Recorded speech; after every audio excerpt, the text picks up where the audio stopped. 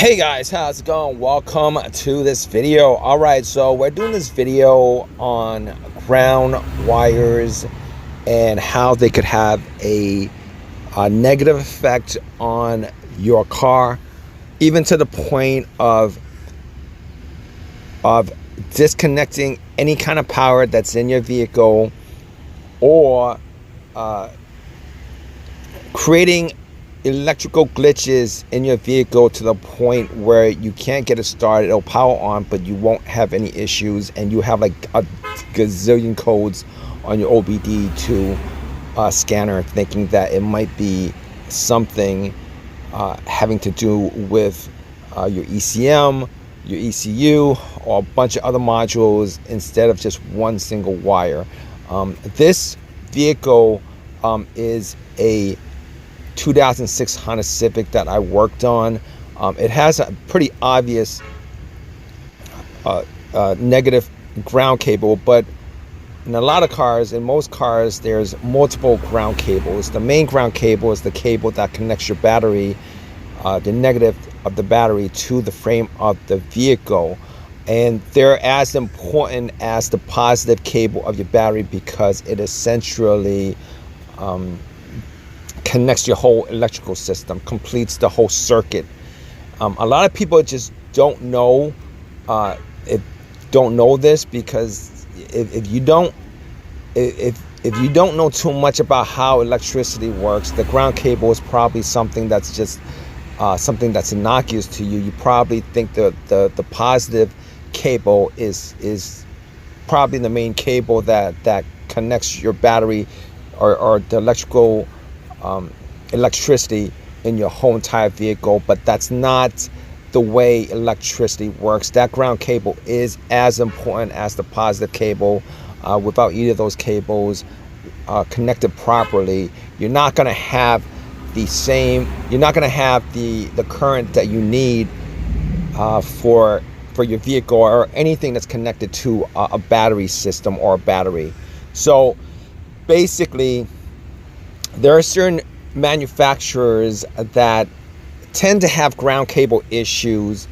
I believe GM vehicles, Chevys, Cadillacs, GMC vehicles tend to have a lot of ground cable issues that lead to no start problems, crank no start problems, ECM issues, multiple lights on the dash, and multiple modules having issues and stuff like that. If you guys have those kind of issues, you guys definitely want to make sure that your ground cables are not causing this issue. And it's essentially the easiest thing that you guys can check up on as far as trying to figure out a fix for your issue. Ground cables, the main ground cable on most vehicles, pretty much on all vehicles, to be honest with you, regardless of where your battery is located, is the negative cable that connects to the negative portion of the negative terminal of your battery.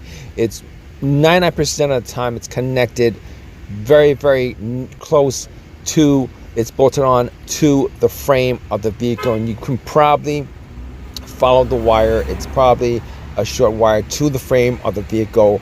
If you guys have issues, I've seen these cables where it's bolted on, have rust on them, or there's just not enough metal-to-metal contact because of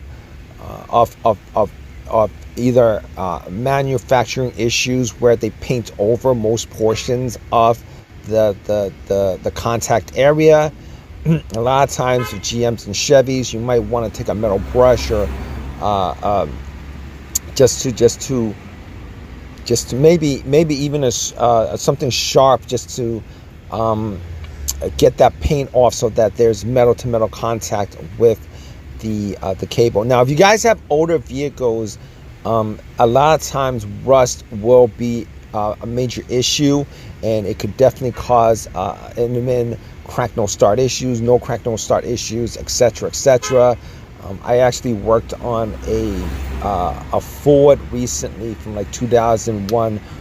It was used as a snow plow. So the truck used a snow plow. There's rust all over the place, and one of the reasons why that truck didn't start was probably because of the ground cable.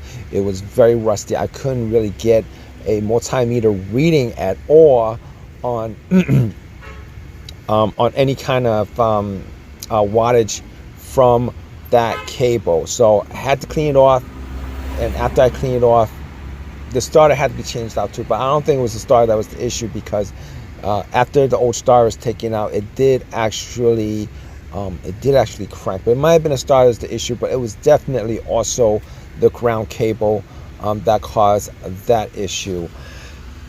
On this vehicle, as you guys can see, it's a 2006 Honda Civic. The ground cable is pretty obvious. As you guys can see, the bolt is kind of rusted. In these kind of situations, you guys might want to take the bolt off, clean, take the rust off the bolt, and essentially take a metal brush the whole area so that there's metal to metal contact with the bolt and the cable itself. And if you guys have any issues, hopefully that'll fix your issue. I hope this video has helped you guys out. If you guys have any questions, definitely drop a comment in the comment section. Please subscribe. Please give me a thumbs up. All that good stuff. Appreciate your time, guys. Take care.